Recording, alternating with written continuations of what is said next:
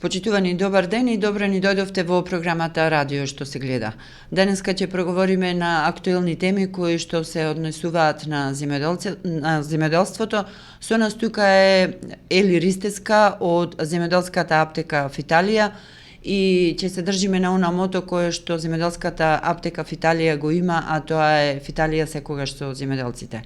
Како и претходниве неколку години, за време на сезона, ќе поразговараме за одредени препораки за употреба на различни препарати, но и препораки како земјоделското производство да се заштити, да се зајакне имунитетот на растенијата, но и што може да се направи се со цел да има подобра превентива, бидејќи како што метеоролозите најавуваат, оваа година ќе имаме многу променливо време, кое што уште од почетокот на сезоната може да се забележи, а тоа се стресните ситуации кои што се создадоа во два наврати со минусни температури, па и врнежи од снег.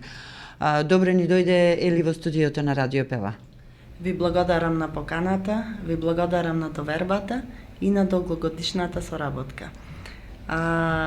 Фиталија, заедно со земјоделците, како што напоменавте, кажува многу. Навистина, тоа е голем труд и успех. Секогаш да се најди правилниот начин и совет од моја страна кон земјоделците за да имаат успех.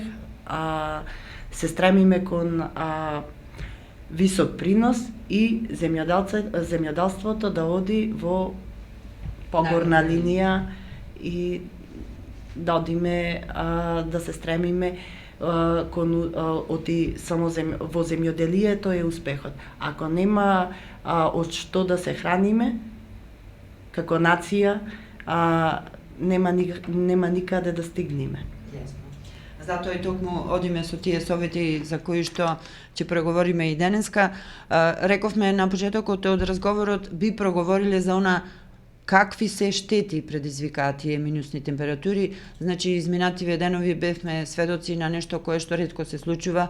Изминатава деценија се нема ниту случајно во април месец да имаме снег и минусни температури кои што се задржаа речиси цела недела. Некаде на одредени места во Прилепско имаше минусни температури од 8 степени кои што доколку тутунарите и оние кои што се занимаваат со производство на пиперка не презедоа одредени активности, воопшто ќе немаше ниту успех во расадопроизводството. Според тебе, според твоите согледувања, колку штети овие минусни температури и стресни ситуации предизвика на некој начин штета на расадопроизводството кај овошките и кај житните култури? Пред известно време имавме и средба со Сојузот на тутунски издруженија, со тие кои што се официјални представници на тутунарите. Од нивна страна беше напоменато дека нема големи штети кај расадопроизводството на тутун, но какви се твоите согледувања и кои информации стигнуваат до тебе од страна на тутунарите?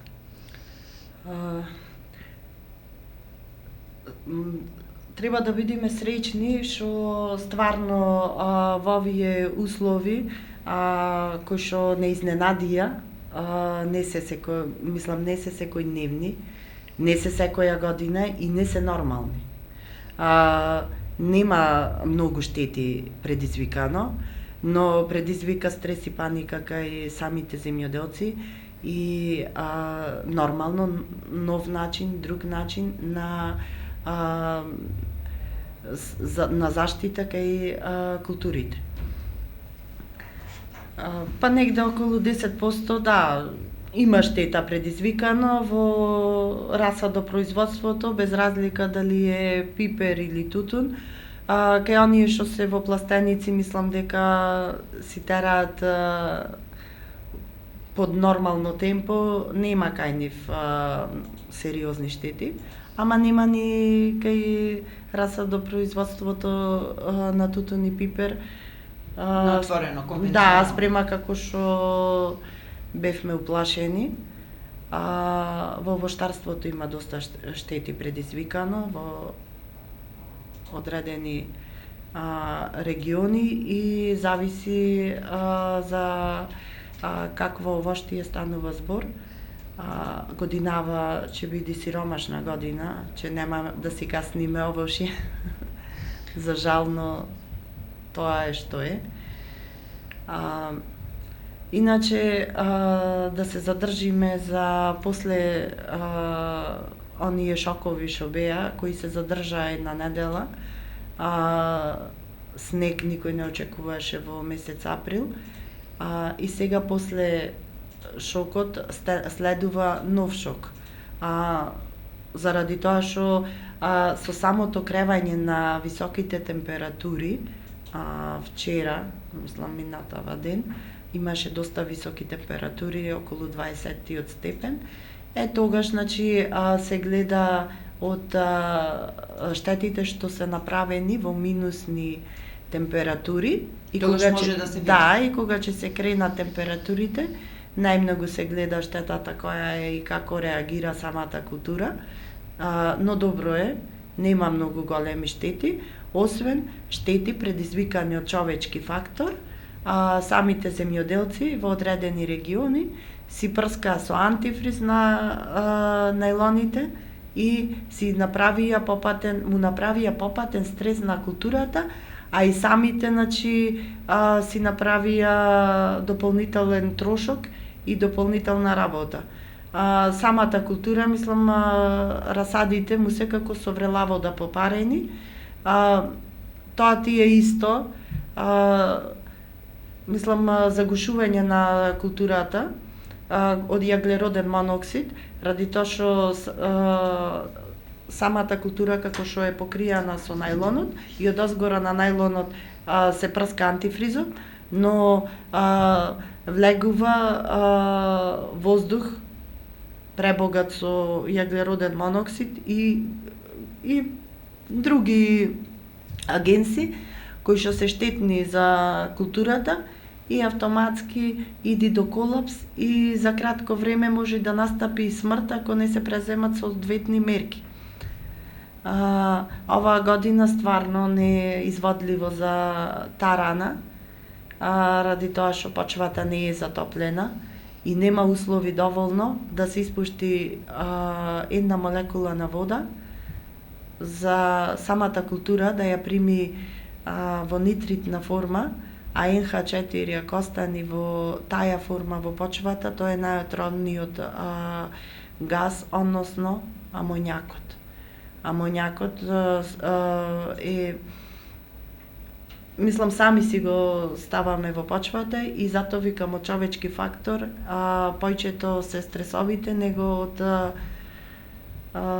тоа што се случи со температурните шокови. Значи, според твоите препораки сега не би требало да се третира, пример, житните култури со тарана, бидејќи во овој период нема доволно температура, висока температура за да може тараната да дојде до израз, бидејќи како што рече и самата не може да се врзи со растенијето. Да. И земјоделците, а и сите сме свесни дека житните култури бараат азот, доста количина на азот, но со овие временски услови има доста добри препарати кои што се примаат преку листовите, нема потреба од тарани да одиме на ризик, туку да му дадеме на самата култура да ја дадеме она што ја е потребно. Нас ни е битно да ја одгледаме ту културата, а не ни е битно што сниклавале изминативе години или како работеле другите. Свесни сме дека стварно азот му е потребен, има потреба, житните култури имаат потреба од големо количество на азот, но тоа може да се направи на подруг начин. А за температурниве шокови кои не изненадија, сите житни култури треба да се заштитат за противгабични инфекции, ради тоа што сега минусни имавме температури и со самото кревање на температурите има габа, прво која што се активира на влага, после тоа од минусните има друга габа која што замрзнува на минусни температури, но Едната значи се активира на влага, другата се активира на високи температури и мицелијата се испушта прашкаста материја и може да се створи цела епидемија на габични инфекции. Затоа моја препорака е да се заштитат од габични инфекции со фунгициди. Значи, мора да се стремиме и да се навикнеме на временските услови кои и да примениме соодветни техники и мерки кои што одговараат во овие временски услови. Во случајот кај нас не само што имаше стресни шокови во однос на температурните разлики, но пред да дојде минусната температура, односно рековме цела седмица од минусни температури и снег, имаше и доста големо количество на дожд, така што според твоето видување и твоите совети, многу треба да се обрне внимание за заштита и превентива на кореновиот систем од габични инфекции, заради тоа што пак сега се најавува и променливо време, што значи ќе има и повисоки температури, а на таков начин треба да се заштити кореновиот систем. Кои се тие препораки и совети што треба да ги запазат земјоделците за да може да се заштити кореновиот систем и растението од габични инфекции при вакво променливо време кое што изминативе неколку недели го имавме, но и ќе го имаме во наредниот период? Вака сега, од минусниве температури се јавува доста стресој, така да самата култура е под стрес. Но самите земјоделци му прават попатен стрес, му го уништуваат имунитетот на сите култури. Да го земам сигнумот. Сигнумот е бактерицид, но кај нас не станува збор за бактерицид, туку станува збор за вирус. Вирусот не се лекува, значи, со антибиотик. Нас ни треба пробиотици и исто ни треба препарат кој што е наменет за габична инфекција, а не за бактерија. Ради тоа што ако му го уништиме имунитетот на растението, автоматски тоа не може да се избори со вирусот. Попатно и габата го напаѓа и ете ти друг проблем. Кај тутунот, мислам кај расадиве, можат да забележат дека се јавува шаренило како мозаик. Тоа се јавува исклучиво само од вирус. Тие третираат за бактерија. Чим има вирус, ако се стави лек за бактерицид, се уништува имунитетот. Од самите лекарства се јавува габична инфекција. Значи, после тоа иди до горење на тутунот, да речеме пламеницата. Пламеницата е од патогено заболување, од еукариотни микроорганизми и иди до мувла на тутунот.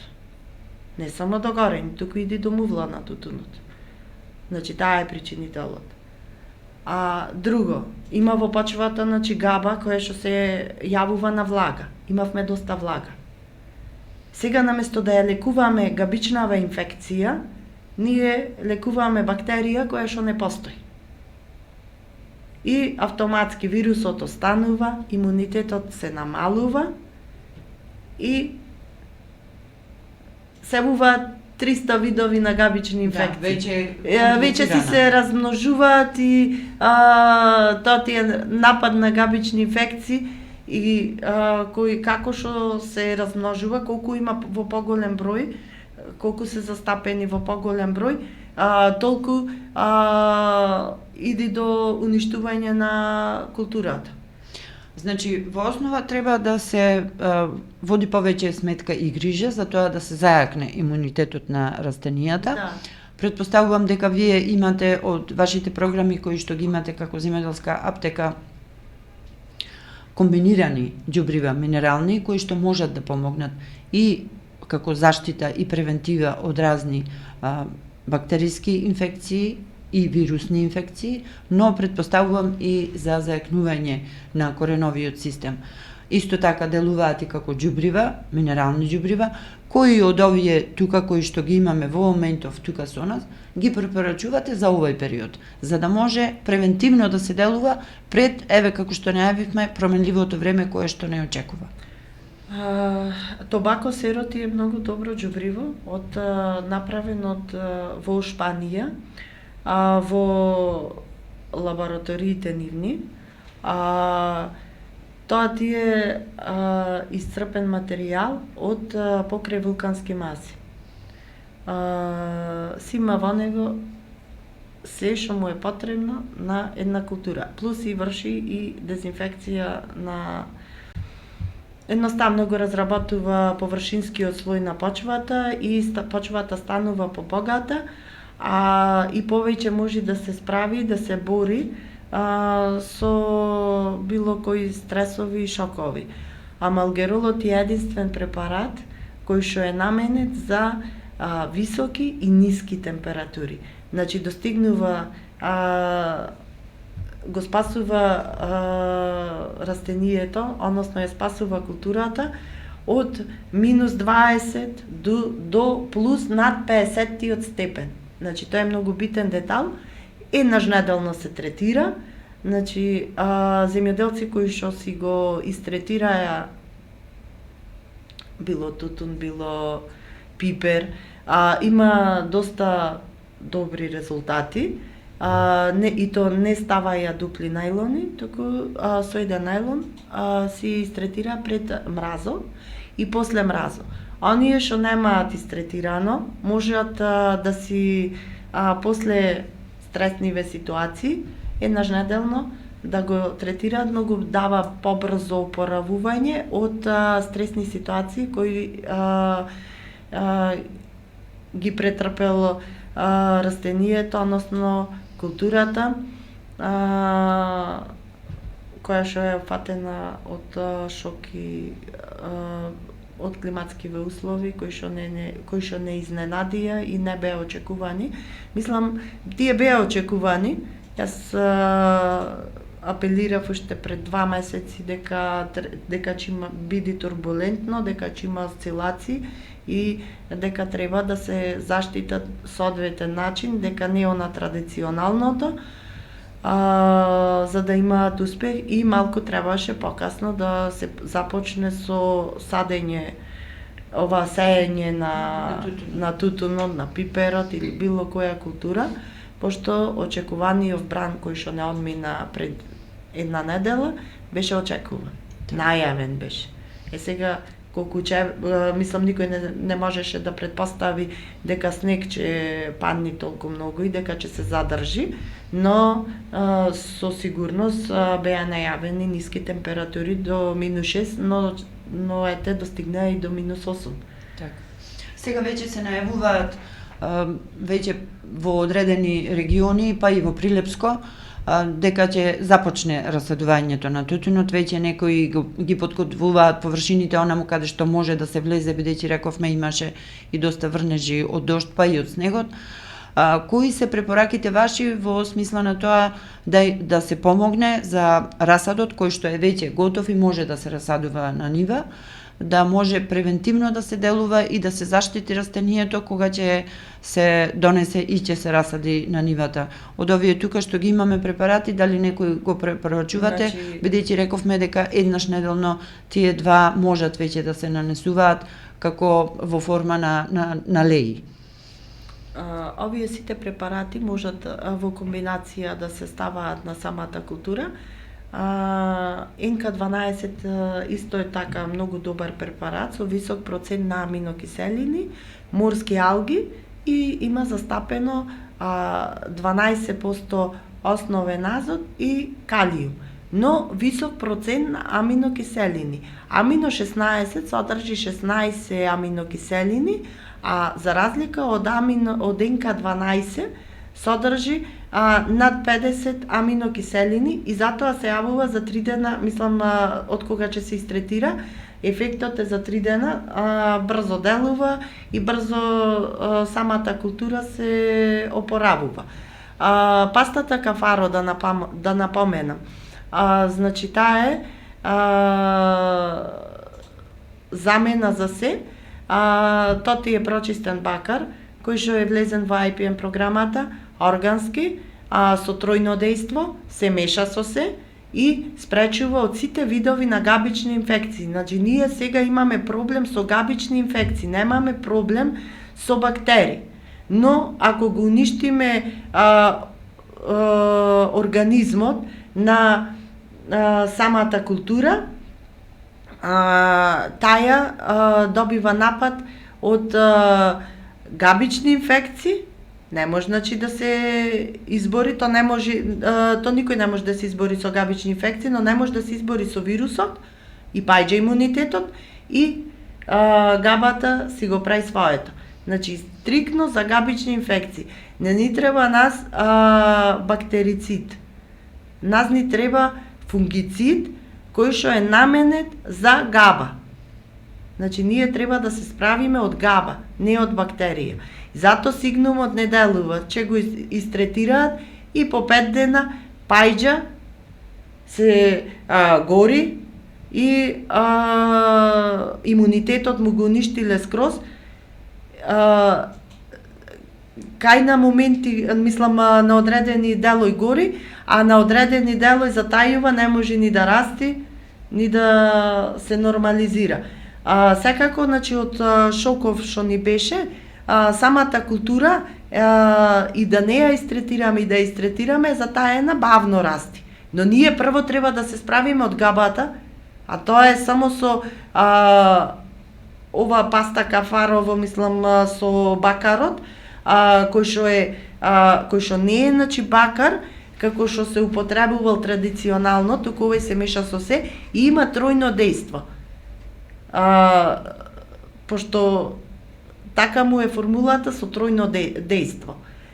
И автоматски се меша со се и заштедуваме и време, и економски аспект, но единствен препарат кој што уништува секако вид на габични инфекции.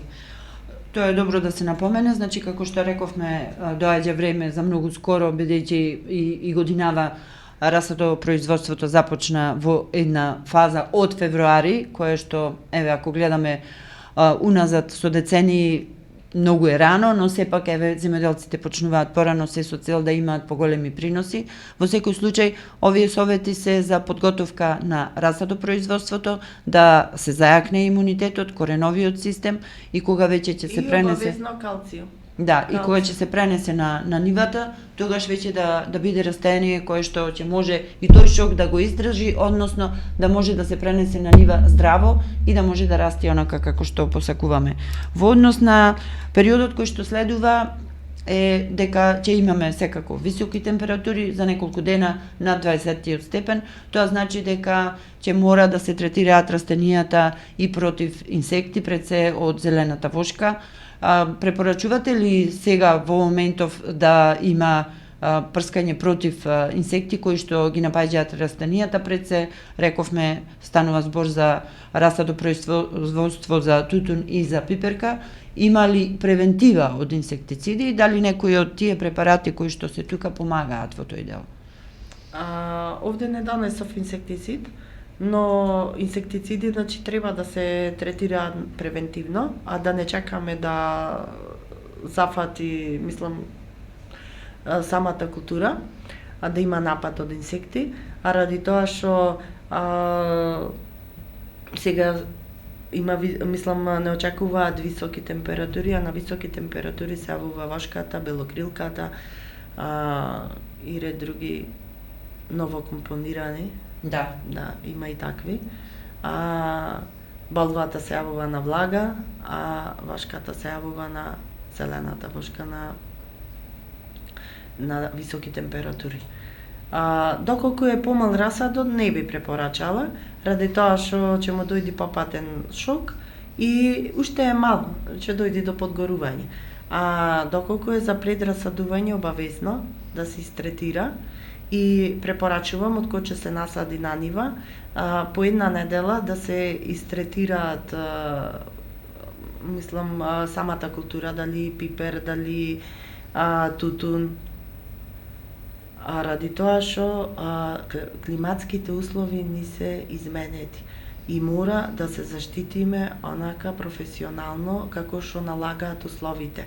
За да дојде до подобро вкоренување, до подобар развиток на лисната маса, да си биде заштитено со време. Една недела после расадување, значи може слободно да се истретира, да се направи добра програма и после секоја берба да си се третира, тие се условите, тоа налага времето, пак се не очекува годинава уште полошо време од лани, ради тоа што не очекуваат високи температури да достигнат над 50 степен, но со осцилации, значи турбулентно, значи не очекуваат вака изненадувачки периоди, краткотрајни, ама колку да направат стрес кај самата култура. Ако си е заштитена, значи има начин што ќе се избегне, нема да толку многу да подлегне на стресот и ќе си оди напред, ќе си вегетира како што треба. Значи, во секој случај, вашите препораки се повеќе да се обрне внимание на превентивата, подобро е да се спречи отколку да се лечи. Во случај, во периодот во кој што се наоѓаме, дали една препорака за житните култури, имате ли во моментов одредени препарати за третман на житните култури, бидејќи тие се уште во раст и има стрес исто така како и останатите земјоделски култури, проблем со стресните ситуации од температури, но исто така имаат потреба и за прихранување во овој период, иако рековме не може да се влезе, се уште предпоставувам, во нивите за да може да се истретира за одредена прихрана. Има ли можност за одредена прихрана и превентива од габични инфекции со кои што може со одредени препарати за житните култури? Житните култури најдобро е сега исто да се истретираат со паста кафаро, и пастата кафаро е наменето за сите видови градинарски, индустријски и житни култури. Значи за сите видови за цело градинарство и поледелство. Така да се истретира со како фугицид паста кафаро во комбинација со амиксол. Амиксолот е многу добар, исто содржи аминокиселини со микроорганизми, значи тие аминокиселини со пробиотик. Тоа е добро и за расадиве, пошто многу брзо дејство има и брзо ги опоравува. Најбитно е да ги опоравиме и да одиме напред, да не бидеме во загуба. Оти во загуба е цела нација, цело население. Јасно. Значи, да се вратиме на оние, и со тоа би можеле да го завршиме овој разговор, кои се вашите генерални препораки во однос на превентивата која што во овој момент може да ја направат земјоделците, било тоа да се тутунопроизводители или пак се бавчанџи, јас би рекла овоштари, или пак за производство на житни култури. Кои се генералните препораки за превентива во овој период, пред да имаме високи температури? Во овој период треба многу добра програма. Значи, не може се и се што да се става и да се практикува она што сме го користеле лани, оломнани. Значи, многу добра програма. Ако не е програмата успешна, ако не е наменета за тоа, може да дојде до колапс. Нема да има доволно принос и автоматски во загуба е и земјоделецот, и населението. Ако не произведи земјоделецот, населението нема да биде нахрането.